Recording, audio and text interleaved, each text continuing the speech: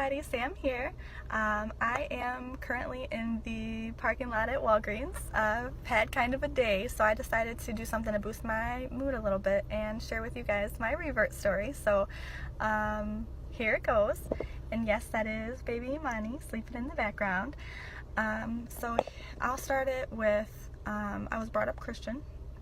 We weren't like super practicing, we celebrated Christmas, but that's more of an American culture thing at this point. Everybody celebrates Christmas. That's not, like Muslim or Jewish, I think. Even like atheists celebrate Christmas. But anyways,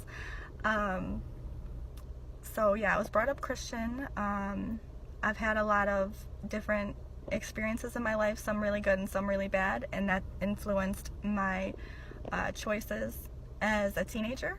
I was pretty wild. I rebelled in a lot of different ways. You know what I'm saying? I was super into self-medicating. I smoked a lot of weed coming up, as a teenager.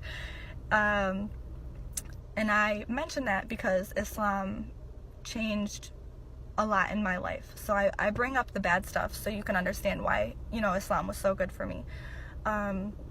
So I was 16. Me and my mom and family, we moved to another house in Detroit. There was a Muslim family across the street.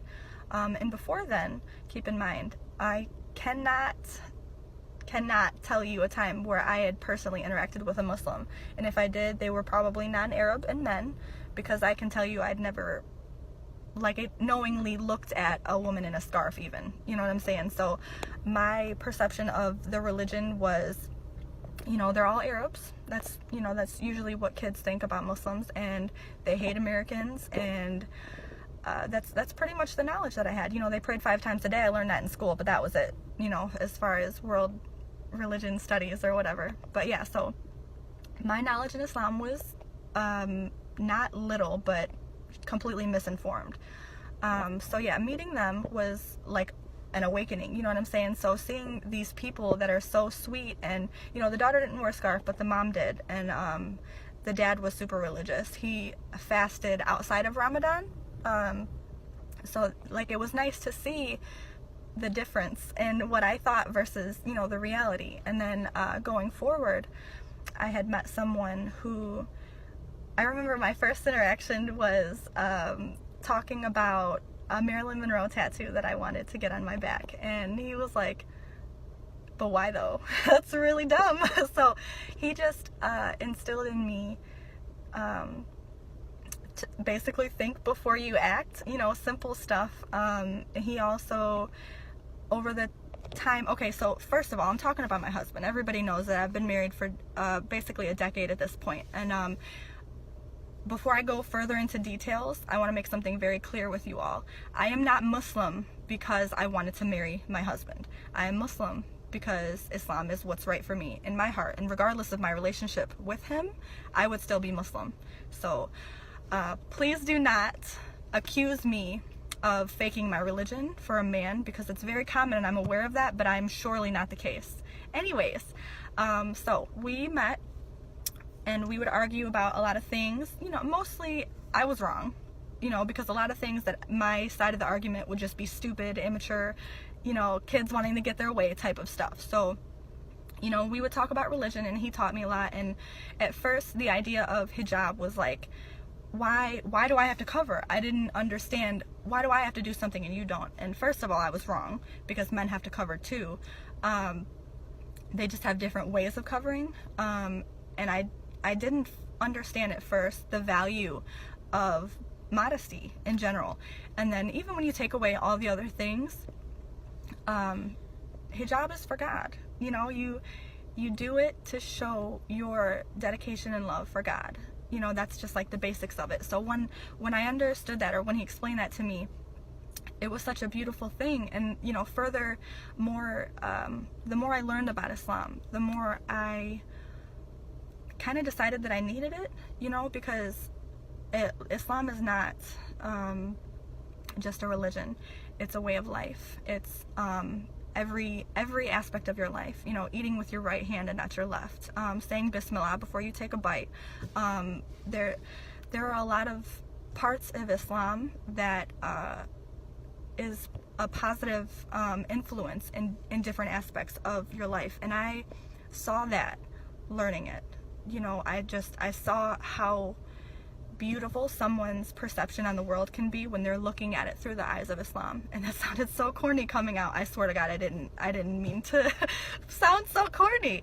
But oh, I'm being loud. Sorry, baby. But yeah, so we were friends, and we would talk about religion and, you know, our lives and what we want to do with our lives, you know, growing up and stuff like that. And, you know, I decided that I wanted to be Muslim. And through this time, at the time, I did go through a point of confusion. I don't know, because I was trying to figure out, you know, I was 16, 17, I was young. We don't think clearly when we're teenagers. So I was struggling with understanding my own feelings of whether or not I loved Islam or if I loved my husband, or both. You know what I'm saying? I was trying to figure out if I was doing this like 100% for me, or if I was being, you know, the typical teenage girl, just trying to make her, you know, this guy that she liked, like her back. You know what I'm saying? And it was a tough time for me. But when I can't tell you for certain the moment, but there was a moment, and I just, like, I needed Islam, but I needed him too. You know what I'm saying? Like, it was like a package deal, kind of. Like, I knew I could be Muslim on my own because I feel it in my heart, and I believe, you know, the teachings of Islam. But he just brings it out on me. He makes me try harder to be a better Muslim. You know what I'm saying? Like, you just wake up in the morning and I need to pray. You know what I'm saying? Like, he's that person for me.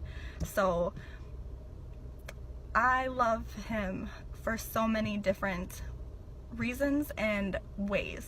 You know what I mean? And this did not, I didn't intend to have this be about my husband at all, but he really did save my life. And I say that all the time, and my mom kind of laughs, and she says it a little bit too. But I'm gonna stop actually, because I think I'm gonna cry. But I love being Muslim, and I love the community and the family that I've joined, and I love that my babies are gonna grow up to be Muslims that just, well, obviously they're Muslim now, but just knowing that they have that makes me so happy. So again, please do not ever assume that I am the type of woman that wears a scarf because she got married to a Muslim, because that's not the case. Us ladies over here, we love Islam.